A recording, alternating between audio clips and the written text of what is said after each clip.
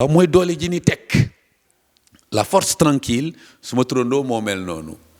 ndax bërigo bu feesee dell soo koy bërëng doo dégg coow noona mu mel fees dell moo tax mu ni tekk yii ñuy wax mu feeñ ci moom ñun ñoo ko topp di ko yalwaan maa ngi ñaan sa barke yàlla na way wi siiw lool ci réew mi ak bitim réew mu ni xaaral ma sagal kii di bëgg a rey boppam daa di jël lu ñu tisati rek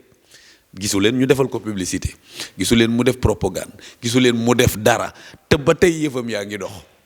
moom ku ko contre ak ku ko contrôle yépp la yamale yàllaa ko may loolu mu ko may fi mu toll nii sax dañ ko saytu ba saytu turam xanaa xamoo du ñëpp a mën a wax turam yenn saay ma dégg ku ci jaaxle ndeysaan ma ni ko lay du ñëppay mën a tudd turam bi